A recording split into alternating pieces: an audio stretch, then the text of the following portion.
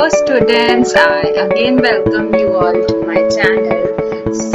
We have discussed about union of sets, intersection of sets and difference between the sets.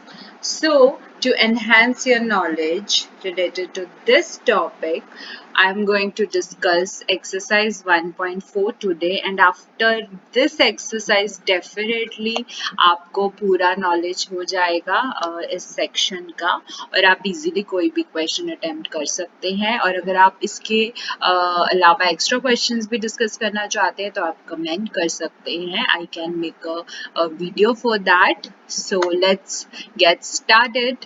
So my first question is कि I give you pairs of sets and you need to tell me the union of these pairs. Okay, so union का मतलब भी हम discuss कर चुके हैं। union का मतलब होता है that you need to find a set which consists of elements from first set or second set, and if repetition is there avoid that and use it once. So मेरे पास एक set है जिसके अंदर मेरे पास ऑड नंबर्स 1, 3, 5 दिए हुए हैं, और y सेट के अंदर मेरे पास 1, 2, 3 दिया हुआ है। तो अगर मुझे यहाँ पे यूनियन निकालना हो x यूनियन y का, तो हम कैसे निकालेंगे? लेट्स स्टार्ट विद 1 x में भी है y में भी है, तो मैं एक ही बार लिख लेती हूँ। फिर मैं यहाँ पे जो है ऑर्डर मैं असेंडिंग में चल रही हूँ, ठीक है। मैं 2 देख सकती हूँ, यहाँ से 2 आता है y में तो मैं 2 ले लेती हूँ। उसके बाद जो 3 है वो दोनों में आता है तो 3 डाल देते हैं। 4 तो चलो है ही नहीं है किसी में। उसके बाद जो मेरा नंबर है वो है 5, तो 5 जो है मेरा फर्स्ट में आता है तो डेफिनेटली मुझे लेना पड़ेगा। किसी में एक में भी आए सेट में तो मुझे उसे यूनियन में इंक्लूड करना पड़ेगा, अगर दोनों में आए तो उसको एक ही बार मुझे लिखना पड़ेगा। तो ये रूल फॉलो करते हुए जो मेरे पास x यूनियन y है वो बन जाएगा आपका 4 एलिमेंट्स का कलेक्शन, जो कि होंगे 1 कवर हो गया, 2, 3 and 5, ठीक है। तो hope so this is clear to you. In a similar way, let's move to next question. We have 2 pairs. First is collection of vowels and second includes vowels plus consonant का mixture A B C. So A union B अगर हम यहाँ पे निकालें तो क्या बनेगा? ए दोनों में आता है तो मैं ए इंक्लूड कर लेती हूँ यहाँ पे। बी सिर्फ कैपिटल बी में आता है तो आई विल पुट बी, और सी सिर्फ बी में आता है तो भी मुझे सी लेना पड़ेगा। उसके बाद जो बचे हुए हैं ई आई ओ यू वो सिर्फ ए में आते हैं, तो यूनियन में तो हमें डालने ही पड़ेंगे, तो वो क्या हो जाएगा? ई आई ओ एंड यू।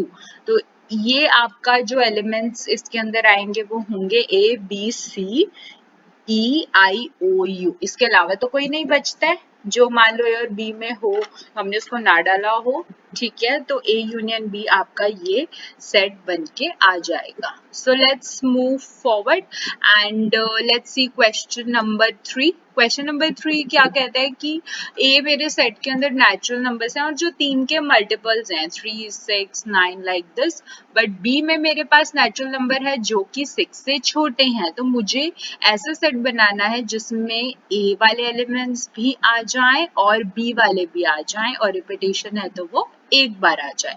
तो ए यूनियन बी क्या बनना चाहिए? अब जो नंबर 6 से छोटे हैं वो कौन कौन से हैं? 1, 2, 3, 4, 5, तो मुझे वो डालने पड़ेंगे। 1, 2, 3 मैं अभी नहीं डाल रही हूँ, 4, 5, ठीक है। इसमें सिर्फ 3 ऐसा बचे जो मैंने नहीं डाला। अब एक ही तरफ देख लेते हैं।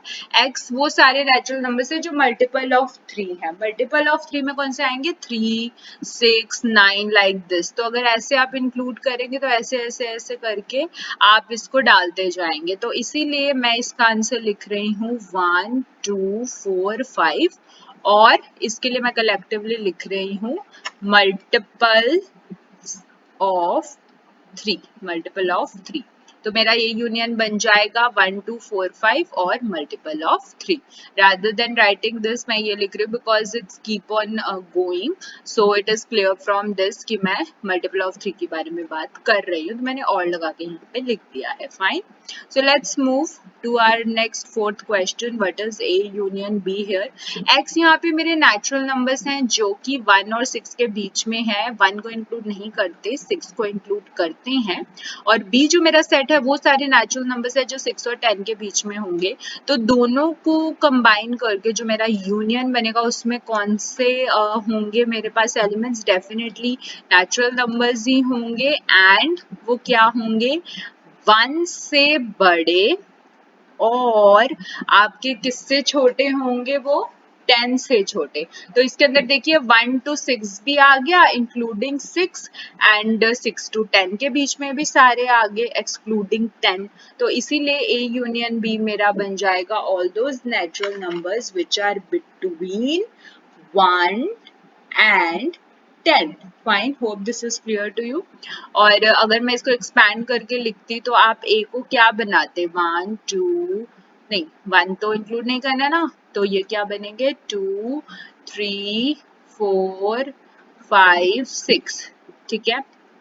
और मेरा B क्या बन जाता? 7 8 9. अब इन दोनों को कंबाइन अगर मैं करती तो A यूनियन B क्या बनता मेरे पास?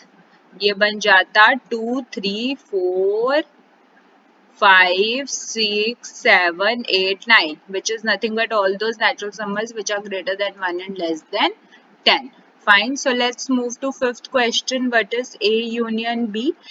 मेरे पास B तो कुछ भी नहीं है, खाली है. तो A 1 2 3 है, तो ऑब्वियसली बात है कि उन दोनों के अंदर जो मेरा है जो यूनियन बनेगा वो A के एलिमेंट्स होंगे because B is nothing, so B is 5. So therefore my union here is 1 2 3. Okay, so hope this question is clear to you. And in a similar way, there are a few more questions. So let's discuss those. Okay, so what is my next question? We have A with us as A comma B and B includes A, B, C. So question for you is कि A, B के अंदर contained होता है या नहीं, या फिर subset है या नहीं. अगर आपने subset वाली वीडियो नहीं देखी है तो आप मेरी subset वाली वीडियो देख सकते हैं. वहाँ पे हमने अच्छे से डिस्कस किया था कि कब एक सेट दूसरे का सबसेट होता है या फिर नहीं होता है. तो yes, A is a subset of B because जो बेसिक डेफिनेशन मैंने डिस्कस की थी उसके अकॉर्डिंग इसका आंसर यस है, क्योंकि as all elements of A which are A and B are there in set B. ठीक है. तो इसीलिए इसका आंसर यस है क्योंकि ए के सारे एलिमेंट्स बी में हैं, तो इसलिए इसका आंसर यस हो जाएगा. अब अगर ए बी के अंदर आ गया है, सबसेट हो गया है, तो what is A union B? तो बी मेरा बिगर सेट बन जाएगा. ए मेरा छोटा है तो बी में जो ए के सारे एलिमेंट्स बी में तो आते हैं, बी में एक एक्स्ट्रा है, राइट. तो इसका आंसर हो जाएगा मेरे पास B only which is A B C. ठीक है. तो ये भी हमने डिस्कस किया था अपनी थ्योरी क्लास में. इससे प्रीवियस जो वीडियो है उसमें हमने ये चीज डिस्कस की थी. तो आपको मैंने वेन डायग्राम के थ्रू भी समझाया था कि सपोज ये बी है, उसके अंदर ये ए है, तो ये ए है, ये बी है, यूनियन करेंगे तो पूरा ये शेड हो जाएगा, तो which is B. So therefore its answer will be B which is A B and C. Okay, जो हमने अभी क्वेश्चन नंबर 2 किया, थर्ड भी आपके एनसीईआरटी की बुक में उसी से रिलेटेड है. There is no change. So if we have two sets and one is contained in another, suppose A is contained in B, then what is A union B?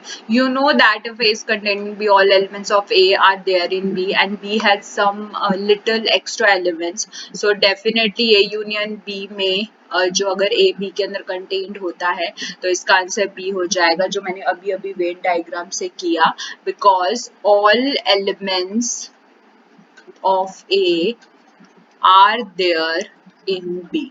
तो सारे जो ए के elements वो B में है ही है. ठीक है. और थोड़े से एक्स्ट्रा भी हैं बी में, तो कंबाइन करेंगे तो बी बन जाएगा. Therefore your union A union B is B only. And again I am telling कि वेन डायग्राम से अगर आप देखें ये बी है, ये ए का सबसेट है, तो इसका यूनियन ये पूरा बन जाएगा which is B only. So A union B is the shaded region which is B only. Fine, तो इसका आंसर हो जाएगा आपका B. Okay, so next question जो है आपके एनसीईआरटी का जो फोर्थ और फिफ्थ क्वेश्चन है वो मैं कंबाइन कर रही हूँ. ठीक है, आप सेपरेटली कर सकते हैं अगर आपको जैसा भी पूछा जाए, बट मैं कंबाइन करके यहाँ पे बता रही हूँ. ठीक है, तो जो कि इसीलिए क्योंकि इसके लिए जो A B C D consider किए गए हैं ना वो सेम है, तो कंबाइन कर सकते हैं हम इसे. तो ए बी सी डी आपको गिवन है. ए के अंदर आपके 4 एलिमेंट्स हैं, आप स्क्रीन पे देख सकते हैं. बी में मेरे पास 3 4 5 6 है, सी में सिमिलरली 5 6 7 8 एंड डी में 7 8 9 10. अब इन सेट्स को यूज करके जो भी आपसे पूछा जाए, वेदर 3 सेट्स का यूनियन पूछा जाए, 2 का पूछा जाए, 4 का पूछा जाए, या फिर पैरेलल में इंटरसेक्शन पूछा जाए, तो वो आपको कैसे करना है. तो ये क्वेश्चंस आपकी प्रैक्टिस करवा रहे हैं, राइट. तो आप यूनियन और इंटरसेक्शन की वीडियो देख सकते हैं. अगर आपने नहीं देखी है, उसमें हमने अच्छे से डिस्कस किया था, तो डायरेक्टली आप ये क्वेश्चंस कर पाएंगे अगर आप वो वीडियो देख लेते हैं तो फाइन. ठीक है, सो अगर आपको पसंद आती हैं वीडियोस तो आप अपने फ्रेंड्स के साथ भी शेयर करें, क्योंकि I think sharing is the best gift that you can give. So try to share and keep watching if you like my videos. So now let's start. What is A union B here? हमारे पास A में 1 2 3 4 था. ठीक है, B में था 3 4 5 6. तो A union B में क्या आना चाहिए? देखो 1 2 3 4 तो मैं सीधा सीधा लिख ही देती हूँ जो A वाले हैं, बट जब मैं B से जब शुरुआत करूंगी ना तो 3 और 4 मैं ऑलरेडी डाल चुकी हूँ, तो उसको हमें दोबारा नहीं डालना पड़ेगा. तो मेरे पास जो बचे हुए आएंगे वो होंगे 5 6. तो इसीलिए जो मेरा A यूनियन B यहाँ पे बन जाएगा वो हो जाएगा 1 2 3 4 5 एंड 6. फाइन. अब इंटरसेक्शन का मतलब होता है वो एलिमेंट्स जो कॉमन है ए और बी दोनों में, राइट.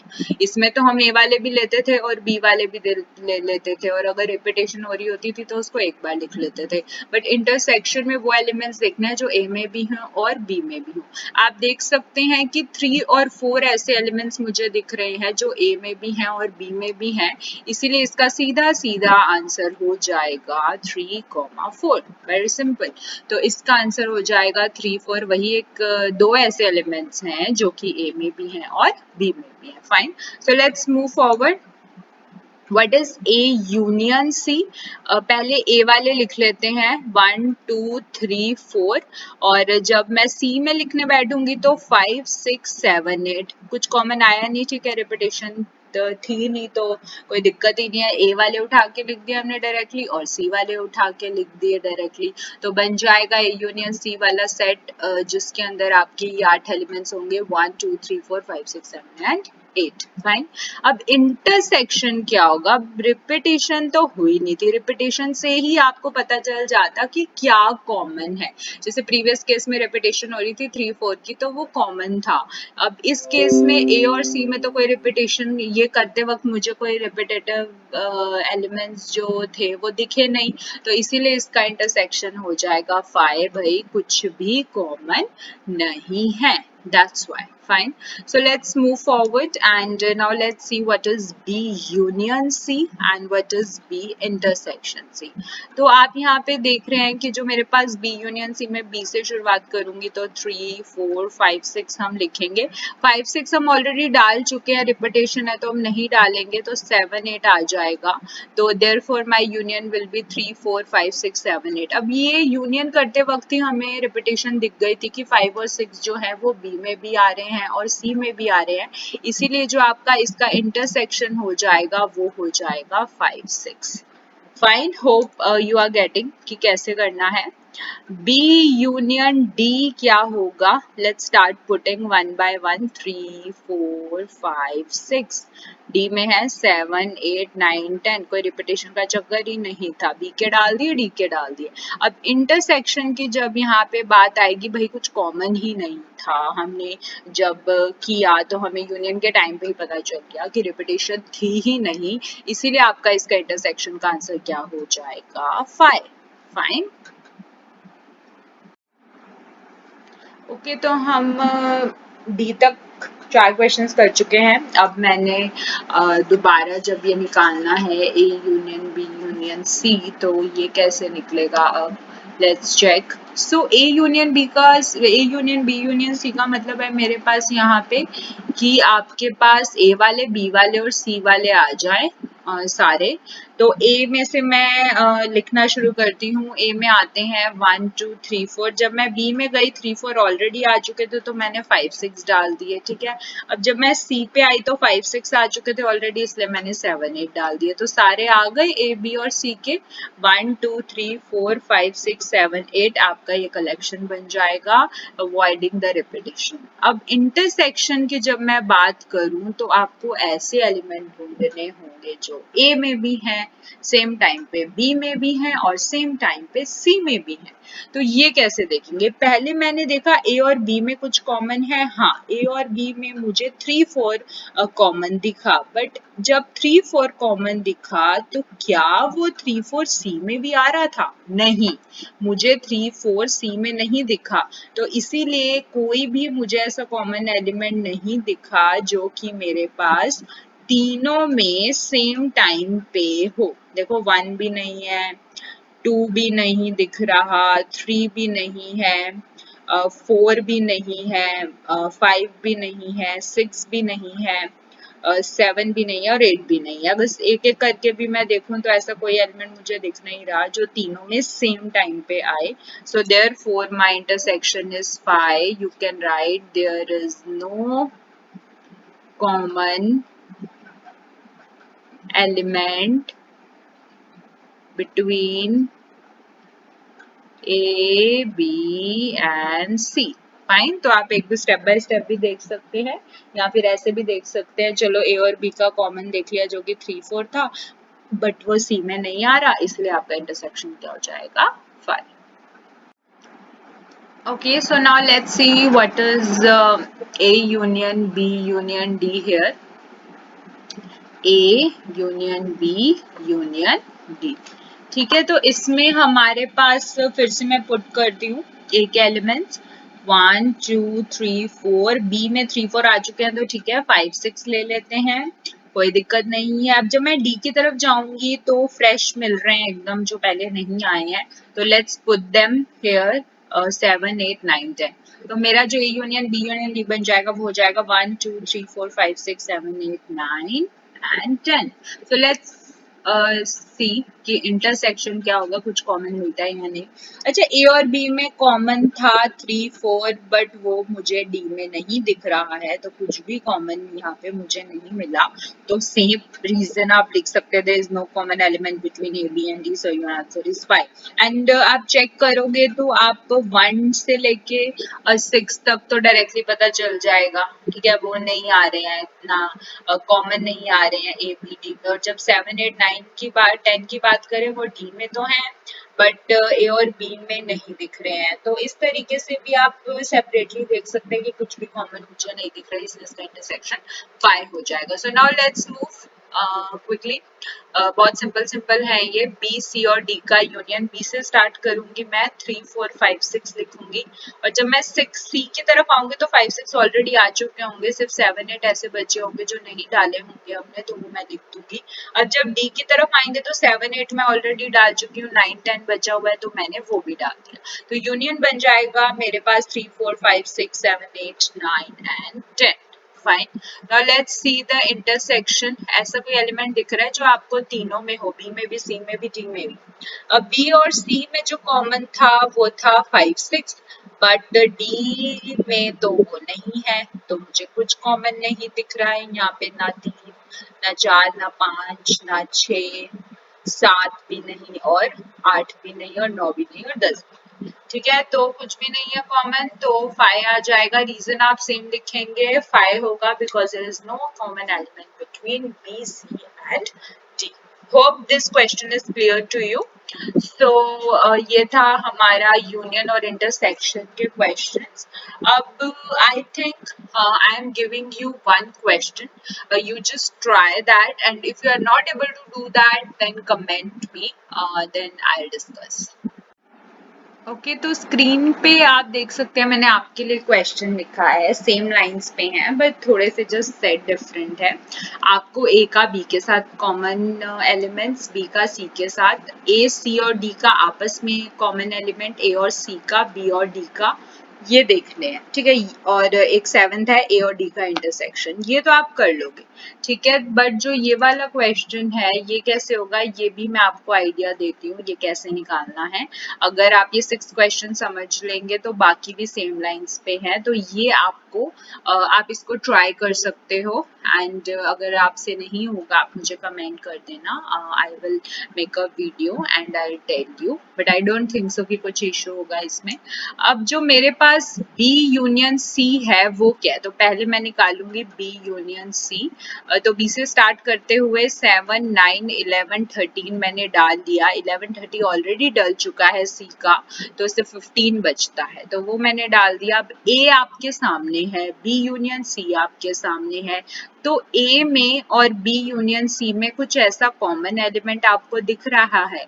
मुझे दिख रहा है यहाँ पे 7, 9, 11 जो कि A में तो है ही, साथ में 7, 9, 11 आपके B यूनियन C में भी हैं। इसके अलावा तो आई डोंट थिंक सो कि कुछ कॉमन है, तो इसीलिए आपका इंटरसेक्शन ये हो जाएगा। तो आप देख रहे हैं सेपरेटली आप लिख लो, फिर उसका इंटरसेक्शन देख लो। ठीक है, इसमें भी सेपरेटली बी यूनियन डी निकाल लेना, ए आपके पास है ही तो कॉमन देख लेना दोनों में। इसमें भी आप पहले ए इंटरसेक्शन बी निकालना, फिर बी यूनियन सी निकालना, फिर इन दोनों में जो भी कॉमन है वो आपका इन दोनों के इंटरसेक्शन में आ जाएगा। Same thing happens with 10th also. So मैं वर्बली आपको ये पूरा समझा दिया है मैंने, तो आई थिंक अब आप ये इस टाइप के क्वेश्चन इजीली कर सकते हैं। Okay, so now let's move to our next question. हमारे पास 4 यहाँ पे सेट्स गिवन हैं और आपको मुझे इंटरसेक्शन निकाल के बताना है 2 सेट्स का आपस में जो आपको दिए गए हैं नीचे। सो अब अगर मैं ए की बात करूं, वो आपके नेचुरल नंबर्स हैं जो कि होते हैं 1, 2, 3, 4, 5, 6 up to so on, and B मेरे इवन नेचुरल नंबर्स हैं जो कि होते हैं आपके 2, 4, 6 लाइक दिस। सी आपके ऑड नेचुरल नंबर्स हैं like 1, 3, 5, 7 and so on. D आपके प्राइम नंबर्स हैं लाइक 2, 3, 5, 7 एक्सेट्रा लाइक दिस। ठीक है, सो आपको मुझे इंटरसेक्शन बताना है वो नेचुरल नंबर्स और उस सेट के बीच में जिसके अंदर इवन नेचुरल नंबर्स है। अब नेचुरल नंबर्स की बात कर रहे हैं और हम इवन नेचुरल नंबर्स की बात कर रहे हैं, तो कॉमन क्या होगा दोनों में, इवन नेचुरल नंबर्स ना, क्योंकि सारे इवन नेचुरल नंबर्स तो होंगे ही, बट जो सारे नेचुरल नंबर्स हैं वो जरूरी तो नहीं है ना वो इवन हो। जैसे 5 है तो वो नेचुरल नंबर बट इवन तो नहीं है, बट अगर मैं इवन की बात करूं तो वो नेचुरल नंबर्स तो होंगे ही। इसीलिए आपका इसका इंटरसेक्शन क्या हो जाएगा इस क्वेश्चन का, let me write it for you. Here A intersection B, here is all those x such that x is an even natural number. So x is an even natural number. और you can say that this is nothing but B. और आपको मैंने एक और चीज भी करवाई हुई है कि अगर बी ए के अंदर कंटेन्ड होता है तो उसका इंटरसेक्शन बी हो जाता है, तो वही चीज मेरी यहाँ पे हो रही है। ठीक है, तो इसीलिए इसका आंसर ये हो जाएगा। अगर मैं आपको बना के भी बता दूं, तो जैसे मेरे पास ये ए है और ये बी ए के अंदर कंटेन्ड है, तो ये जो कॉमन चीज है पूरे ए और बी में वो ये वाला पार्ट आएगा। So therefore my intersection is B only as if B is contained in A. So intersection is B only. Same thing happened here also. Even natural number collection is contained in A. So therefore my intersection is just the collection of even natural numbers. Fine. Now let's move to A intersection C. ये क्या होगा आपका? वो natural numbers जो कि odd natural numbers भी हों, उन दोनों में कॉमन क्या होगा? वो नेचुरल नंबर्स जो ऑड नेचुरल नंबर्स भी हों. तो इसका जो आपका इंटरसेक्शन आएगा, all those x such that x is an odd natural number. वही चीज कि सारे ऑड नेचुरल नंबर तो होते हैं, बट सारे नेचुरल नंबर ऑड हो ऐसा जरूरी नहीं है. तो इसलिए इसका आंसर हो जाएगा सी. और एक तो जो सी है वो आपका ए में कंटेन्ड भी है, इसीलिए इसका इंटरसेक्शन हो जाएगा C. Same reasoning. So now let's move forward. x natural number है और d जो मेरे वो सारे x है जो कि प्राइम है. तो प्राइम नंबर्स कौन कौन से होते हैं आपके पास? लाइक मैं अगर बात करूँ तो हम 2 लेंगे, 3 लेंगे, 5 लेंगे, 7 लेंगे, ठीक है. बट सारे चलो यहाँ पे नेचुरल नंबर. तो इसमें एक चीज और आनी चाहिए थी, x is a prime number and also x belongs to n, मतलब x नेचुरल नंबर भी होना चाहिए. तो तब जो इसका इंटरसेक्शन बन के आएगा वो क्या बनेगा? x मेरे नेचुरल नंबर्स होंगे and x is a prime number. ठीक है.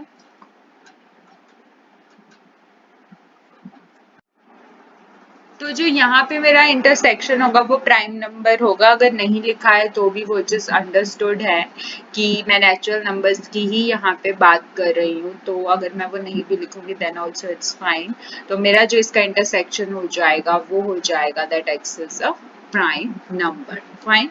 सो लेट्स मूव बी और सी. अब कोई चीज इवन है और सेम टाइम पे ऑड भी है, ऐसा कैसे पॉसिबल है? राइट. सो बी और सी के बीच में इंटरसेक्शन तो कुछ होगा ही नहीं, which is why because no element can be even and odd at the same time. Fine. So no element can be odd or even at the same time. Okay. So therefore its intersection will be 5. Now B is even natural number and D is prime number. तो B और D का intersection क्या होना चाहिए हमारे पास? Yes. ऐसा कौन सा नंबर है मेरे पास जो कि इवन भी हो और प्राइम भी हो? 2 से स्टार्ट होते हैं आपके इवन नेचुरल नंबर्स, 2, 4, 6. अब मैं प्राइम की बात करूं तो 2 के अलावा 4, 6, 8 थोड़ी ना प्राइम है, सिर्फ 2 ही है ना. तो इसीलिए इसका जो इंटरसेक्शन हो जाएगा वो हो जाएगा सिर्फ आपका 2. फाइन. अब सी इंटरसेक्शन डी देखते हैं जरा. ऑड भी होना चाहिए और प्राइम भी होना चाहिए. अच्छा, ऑड मेरे स्टार्ट हो गए 1, 3, 5, 7 लाइक दिस. प्राइम मेरे स्टार्ट हो गए 2, 3, 5, 7. तो क्या आएगा कॉमन दोनों में? यस, कॉमन मेरा 3 से शुरू होगा ना. दोनों में सी और डी में जो मेरा इंटरसेक्शन है वो कहाँ से स्टार्ट होगा? 3 से, क्योंकि 3 प्राइम भी है और ऑड भी है. उसके बाद आपका आ गया 5, 7 लाइक दिस. तो इसीलिए मेरा इसका आंसर क्या हो जाएगा? Odd prime number. Odd prime number मेरा इसका आंसर हो जाएगा. तो मैंने इसका आंसर लिख दिया है. All those x such that x is an odd prime number. इसका इंटरसेक्शन हो जाएगा, जैसे कि मैं बात करूं तो शुरू कहाँ से होगा आपका? ये 3 से. 3, 5, 7. देन ऑड भी हो और प्राइम भी हो. उसके बाद जैसे 8 नहीं लेंगे हम, 9 भी नहीं लेंगे, 10, 11 ले सकते हैं, फिर 13 हो गया लाइक दिस बनेगा. तो इसका आंसर हो जाएगा x is an odd prime number. ठीक है. तो इस टाइप के क्वेश्चन भी आपको आने चाहिए. जरूरी नहीं है हमेशा सेपरेटेड फॉर्म में हो, आप उसको देख के आंसर बता दें. जब तक आपको इवन नंबर्स के बारे में, ऑड नंबर्स के बारे में, नेचुरल नंबर्स और प्राइम नंबर्स के बारे में नहीं पता होगा तो आप ये क्वेश्चंस नहीं कर सकते. तो आपको उसकी नॉलेज होनी चाहिए, आइडिया होना चाहिए, then only you can do such type of questions. So now let's move to our next question. This term I have already introduced in my previous lecture, disjoint. कब होते हैं दो सेट्स डिसजॉइंट? अगर उन दोनों के बीच कुछ भी कॉमन नहीं है तो वो डिसजॉइंट होंगे, और यू कैन से दैट कि उनका इंटरसेक्शन 5 होगा।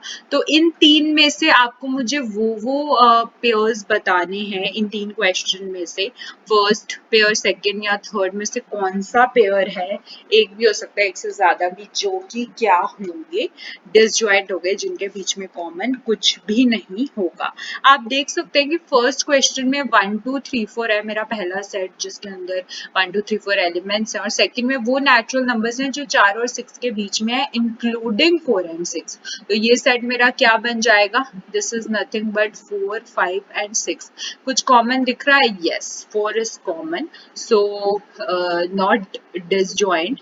इसका आंसर हो जाएगा not disjoint as 4 is common। ठीक है, 4 is common to both the sets, तो जो मेरा है ये डिसजॉइंट नहीं होगा, 4 is there। और आप इसको इस तरीके से भी लिख सकते हैं that as 4 element as 4 is in both the sets, is in both the sets, fine, okay. So now A E I O U में से और सी डी ई एफ में से कुछ ऐसा दिख रहा है कॉमन? यस, मुझे ई कॉमन दिख रहा है, सो इसका आंसर भी हो जाएगा not disjoint as E is common to both, और E is in both the sets, therefore this is not like example of disjoint pairs। सी मेरे पास अभी अभी हम करके हटे हैं इस टाइप का क्वेश्चन नेचुरल नंबर के केस में। इवन कोई ऐसा कैसे हो सकता है इंटीजर जो सेम टाइम पे इवन भी हो और ऑड भी हो? नहीं है ना पॉसिबल। तो इसका आंसर हो जाएगा yes. So this is your example of disjoint pair as nothing is common, nothing is there, or you can say that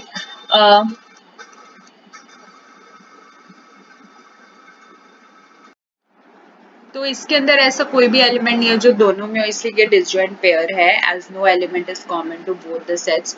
तो इसमें से जो मेरा आंसर टिक हो जाएगा वो सी, और मैंने तीनों की आपको रीजनिंग दे दी है कि क्यों है थर्ड वाला डिसजॉइंट। डिसजॉइंट वो होते हैं पेयर जिसमें कुछ भी कॉमन एलिमेंट नहीं आता है, फाइन, और you can say that intersection 5 होता है। ओके, तो ये जो 9th क्वेश्चन है डिफरेंस ऑफ सेट्स वाला, इसमें सारे पार्ट सेम टाइप के हैं, तो हम 4 पार्ट डिस्कस करते हैं स्टार्टिंग के, बिकॉज एग्जैक्टली सेम है बाकी, तो वो आप इजीली कर सकते हैं। तो I am so let's discuss these 4 parts.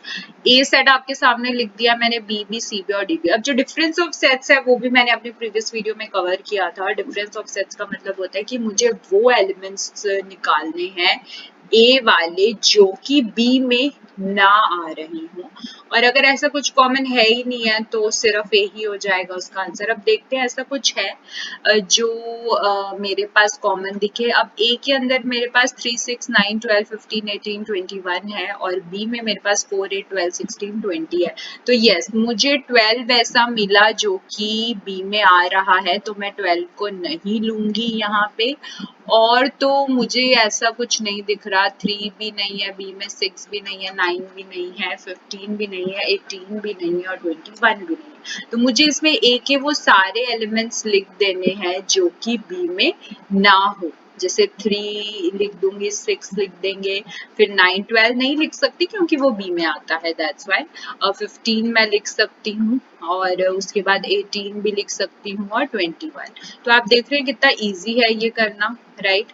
और इसमें अगर मैं देखूं ए वाले एलिमेंट्स जो कि सी में ना आते हों, अब मैं किसको यहाँ पे स्टार्ट अगर मैं करूँ तो 3 लिख सकती हूँ, बिकॉज 3 सी में नहीं आता है। 6 नहीं लिख सकती क्योंकि 6 सी में आ रहा है, तो वो मैं नहीं लूंगी। 9 लिख सकती हूँ बिकॉज 9 मेरा सी में नहीं आ रहा है। 12 भी नहीं लिखूंगी बिकॉज 12 सी में आ रहा है। 15 लिख सकती हूँ बिकॉज 15 सी में नहीं आ रहा है। 18 भी लिख सकती हूँ, और 21 भी, क्योंकि ये भी सी में नहीं आते। तो आप देख सकते हैं इसका आंसर हो जाएगा 3 9 and your 15 18 and 21. So let's start with this part.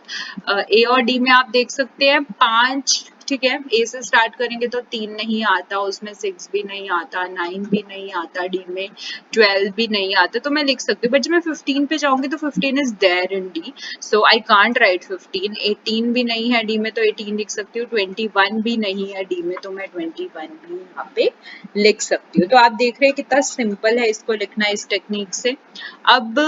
अब ये पहले आया है, ये बाद में आया है, तो आपको वो एलिमेंट्स देखने हैं बी के जो ए में नहीं है। यहाँ पे मैं देखती थी वो ए के एलिमेंट जो बी में नहीं है, ठीक है। तो let's start with B first. 4 लिख सकती हूँ बी का क्योंकि वो ए में नहीं आता। 8 भी लिख सकती हूँ। 12 नहीं लिख सकती बी वाला क्योंकि वो ए में आता है। 16 लिख सकती हूँ मैं बी का क्योंकि वो ए में नहीं आता। और 20 भी मैं यहाँ पे लिख सकती हूँ बी का क्योंकि वो ए में नहीं आता, राइट।